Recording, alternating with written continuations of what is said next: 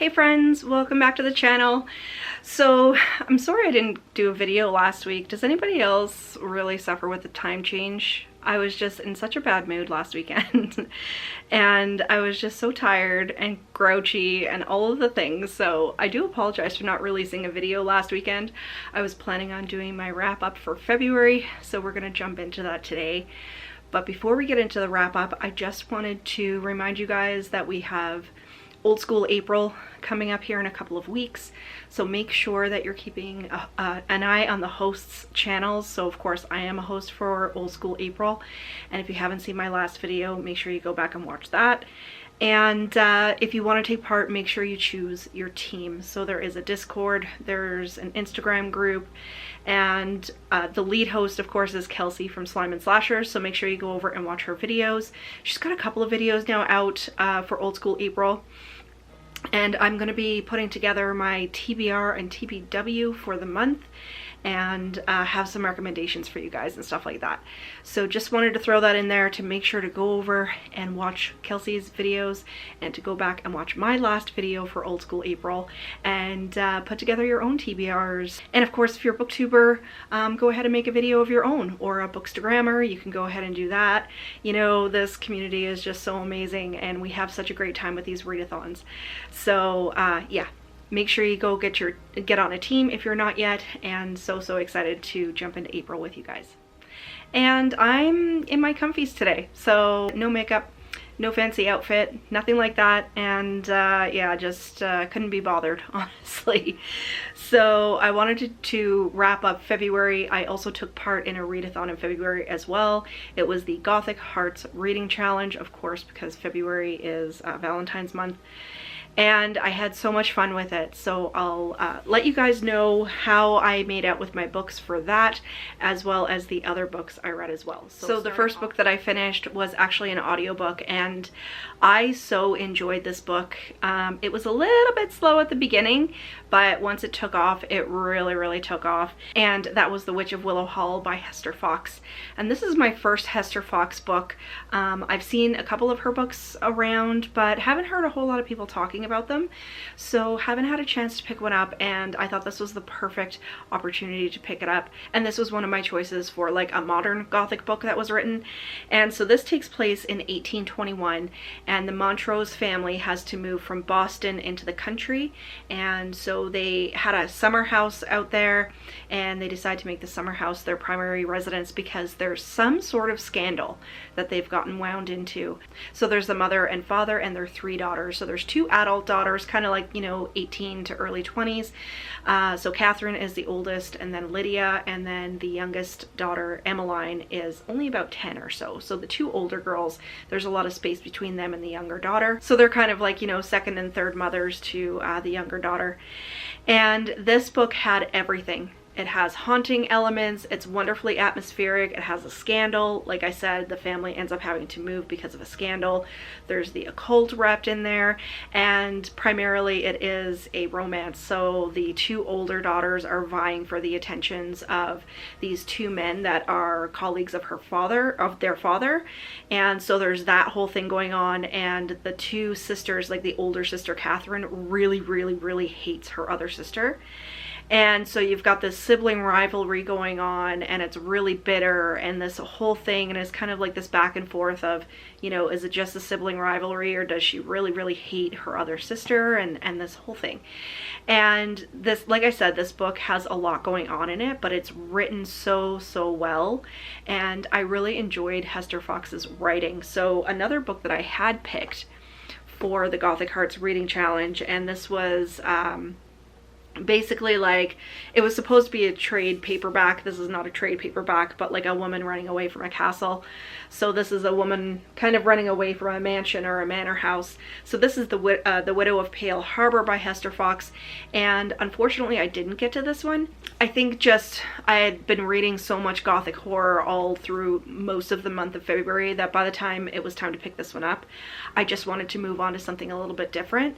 But I've put this one back on the shelf for now, and I do want to pick it up sometime soon because this has an Edgar Allan Poe kind of storyline sort of wound into it. It's like this murder mystery, and all of the murders are reminiscent, I believe, of stories of Edgar Allan Poe. And so that sounds really, really good. And like I said, I thoroughly enjoyed Hester Fox's writing style, her storytelling. It was really, really good. So definitely want to pick this one up sometime soon, probably here in the next couple of months, because I also watched The Pale Blue Eye not long ago and loved it. It was so good. If you haven't seen The Pale Blue Eye on Netflix, I highly recommend that movie. And I guess I should tell you my star rating. So The Witch of Willow Hall, I gave 4 stars.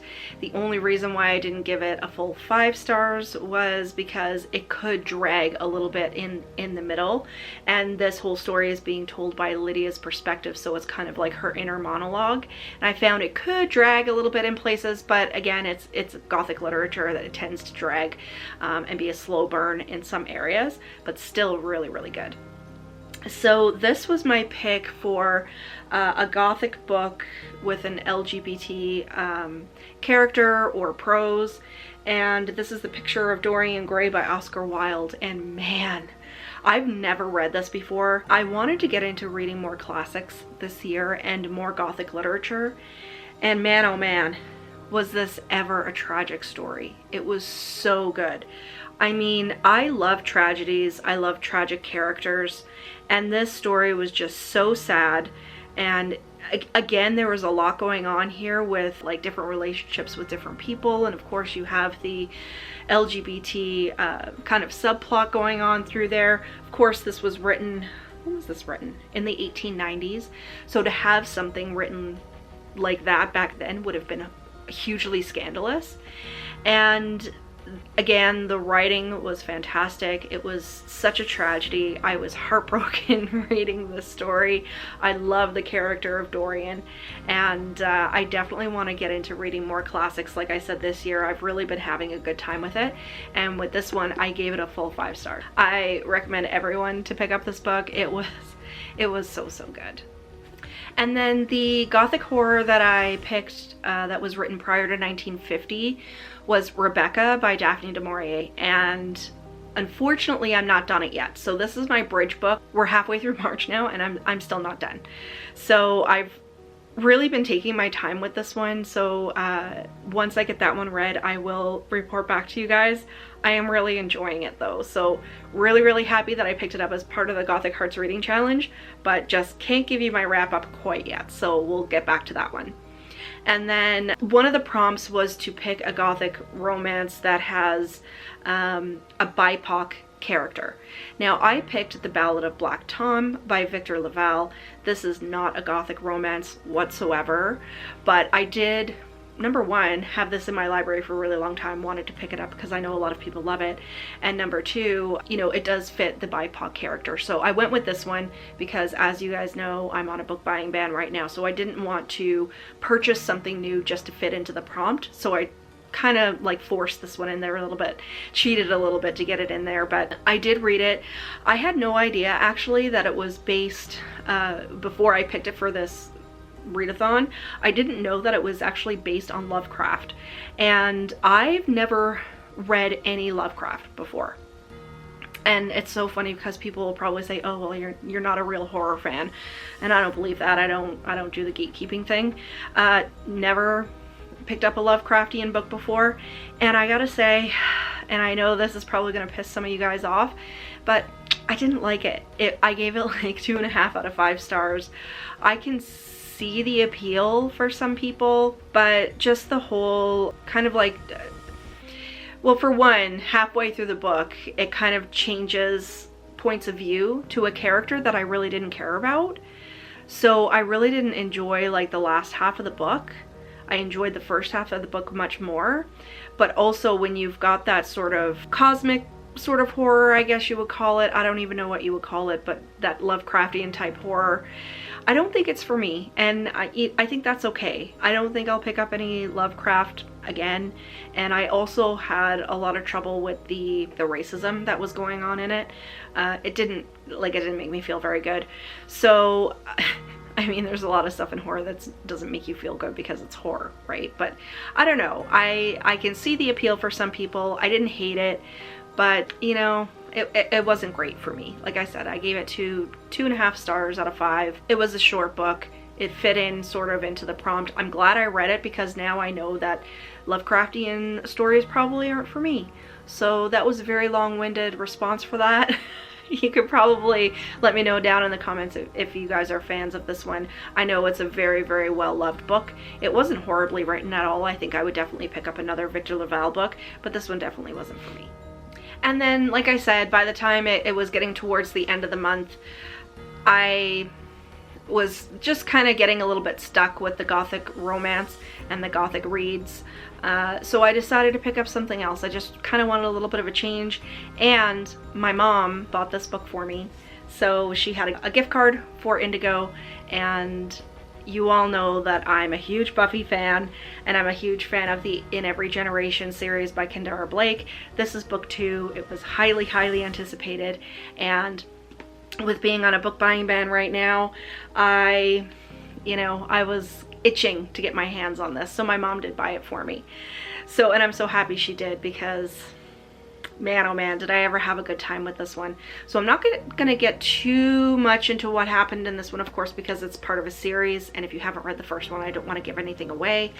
But if you don't know anything about this series, of course, it takes place in the Buffyverse, and I absolutely loved the first book last year. It was one of my favorite reads of the year. I gave it a full 5 stars. And like I said, when I described that one, it feels very much like Sunnydale. It feels like the time period it's supposed to be in. There are a lot of legacy characters in here, and we're working with a new team of Scoobies. So this is based on Willow's daughter, Frankie, who is the first Slayer witch, because of course Willow being who she is, and Frankie gets her calling as a Slayer on top of it. So Frankie is the central character, and then we have a whole team of Scoobies, and then of course, like I said, there's legacy characters. Willow's in there and a whole bunch of other people. And I love the second book probably just as much as I love the first one, because since, you know, the stories are starting to develop now, and you're starting to get to know a lot of the personalities of these teenagers and stuff like that. And I have to say, this is so well written, because I really struggle with YA books from now, like YA books that are written currently. I love vintage YA, but YA now can kind of be problematic for me. I find there's a lot of whiny characters, and I can't stand that. This, to me, doesn't have any whiny characters. It's very well written. The storylines are good. The character development is good. And now we're starting to get some drama going on between like the Scooby characters.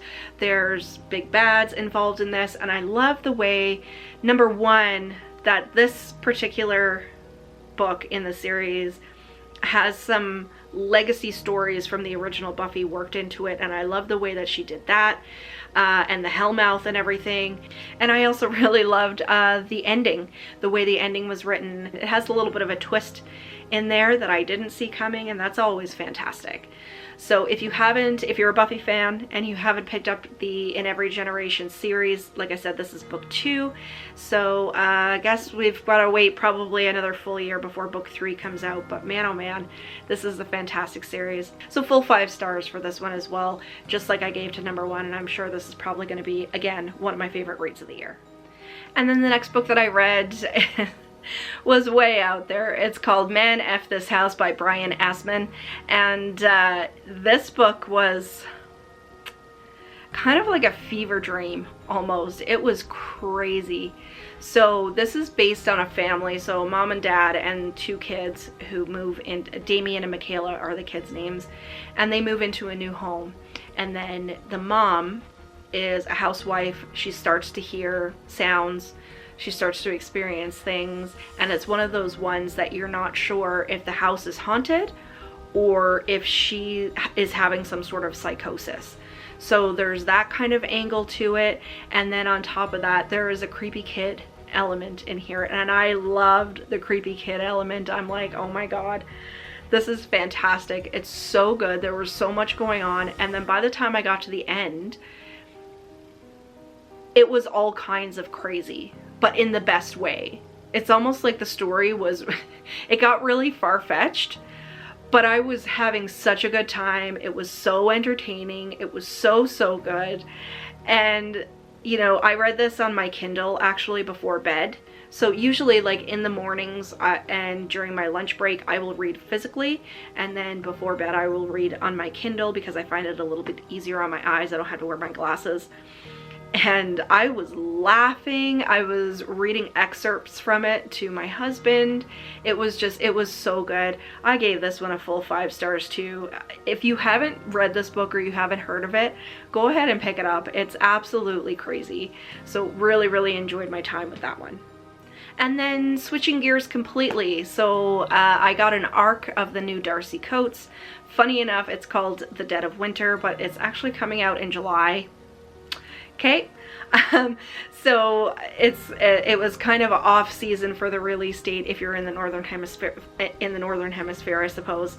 But I did request an ARC copy. I got one, and I have to say this is probably my least favorite Darcy Coates. I'm not saying it's a bad book.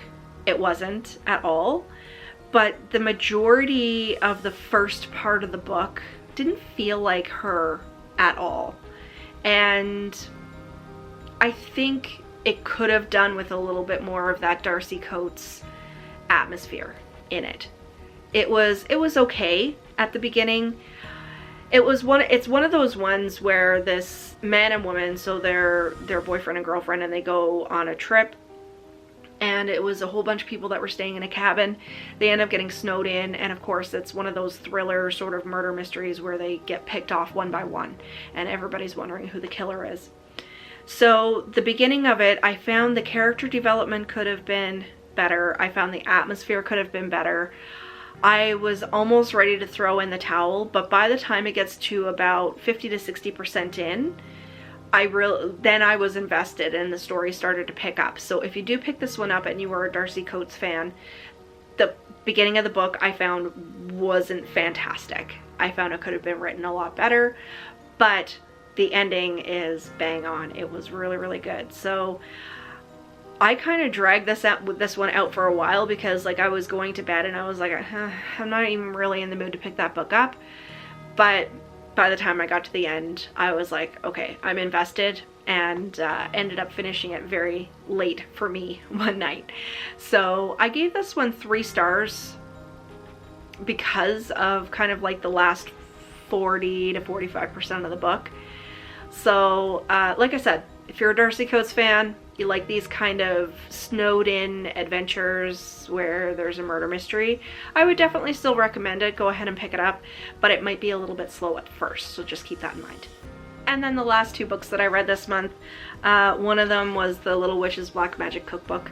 So this is a book that I had when I was growing up, when I was very young, and I got this as a Christmas present. So this is not the book that I owned. Somebody had this and sent it to me, and I had such a good time with it. So this was just silly. I just sat down and read it one Sunday morning while I was curled up on the couch with my coffee. And so like this little witch, she makes all of these different recipes. So there's a chapter on brews and potions, very easy recipes for little witches or wizards, and the illustrations are just fantastic in here. So like I said, you know, it was sort of a silly little thing, but this was so nostalgic for me, and I think I might actually try out some of the recipes in here.